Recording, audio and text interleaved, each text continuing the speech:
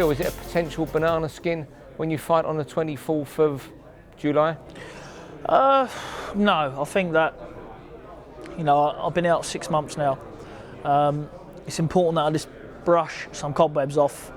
You can do all the sparring in the gym and whatnot else, but there's nothing to be under the lights, doing a few rounds, which I want to get in. If it's 6, 8, 10, 4, 1, whatever it is, it's preparing for it and getting in that fight mode.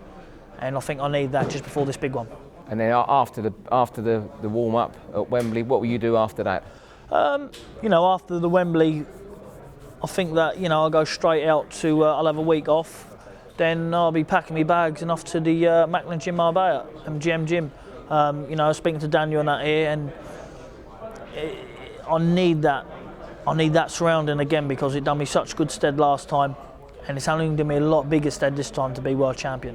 What sort of distractions do you have at home when you're on the site? Listen, I'm one of them people. I'm an easygoing person. If I can't sit down and rest, no matter what I do, I just cannot chill out and rest. I think if I'm took away from everything, and I'm there, some people go about, oh, you go to Marbella, it's party. It's not at all. If you're there to party, it's a good place to go out. It's one of the best places. But if you're there to train, you train, rest, jog, rest, and you're surrounded by good people as well. Daniel and the boys, and you got all the fighters who come there. You see different faces, and everybody's doing the same thing. They're training, they're resting, and it's good to do. If I'm at home, I'll be probably going for a game of snooker, a game of football, and just little things, but little things that count.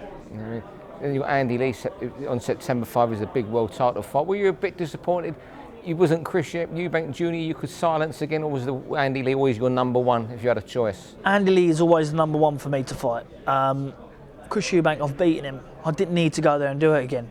But in boxing, when you get money thrown at you, like life-changing money, it's got to be done. And I was getting extremely well paid for the Eubank rematch. So it had to, it's 7 figures, so it had to come first. And I knew it was a beatable fight, a winnable fight again, but easier. I made it hard for myself last time.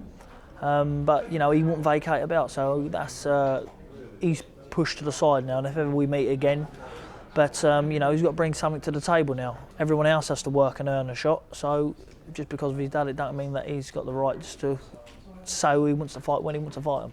So if you beat Andy Lee, he isn't going to get this rematch for you straight after that? Unless he brings something to the table. That listen, there's plenty of other good fights out there now. There's Spike O'Sullivan proving himself again. Knocking everyone out there, put in front of him. Nick Blackwell just won the British title. You got all these up and coming fighters what's doing something. You look in the pond, you got the Americans. If I win the world title, please God, it'd be nice to fight a Cotto maybe. It's just all them doors open. So no, he's at the back burner. I've beaten him. I don't really want to go there again unless they offer me good money again and it's there. But even then, I'll be tempted now to say, look, he's had his chance. We'll go and win something. Come back. It's not fair on other people. We're going to do business elsewhere. Say after this fight, we've seen on the web, Frank Buglioni's jumping into a world title fight, an unexpected opportunity. If after this fight against Andy Lee you beat him and someone offered you Golovkin, what would you say then? Well, with Golovkin, it's pointless talking about, I could sit here and I could say, yeah, I could tactics, I could beat him, I could do this. At the minute, Golovkin is in his prime. I'm 25. But boxing is a business, and if it's about the money, if it's very good money, it had to be good money, I'll say, yeah, why not? Because if I made the fight of him, I would believe I could beat him. But I think Golovkin, I would like to catch Golovkin when he's 33, 34, and I'm 28, 29. What's he, 31 now? So he's 7 years older than me. So even if he was 32 and I was coming up 28, it'd be lovely. And I'll say, yeah, jump at the chance because, but I'm not the type of person who just wants to go in there, Steve, grab the money, and I've been beaten, but I've got the money. No, I want to go in there, win. I just don't want to go in there. I want to go in there, win, and then the money's a bonus. But as long as I win, that's the main thing. And at the minute, he's a hard man to stop. So it had to be a lot of money for me to take that fight. And finally, Frank Buglioni, your old stablemate. Yeah. He's jumping up to challenge for the world title against Fedor Chudanov, the WBA super middleweight version. How hard is that going to be for Frank? Listen, it's going to be a tough night's work. Frank's in your face as well, and Chudanov loves that.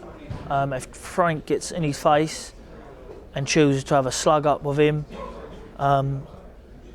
it could be over fast. But if Frank gets Bryant his jab, uses his boxing skills, switches, and he's got to be switched on from 1 to 12, and he's got a chance.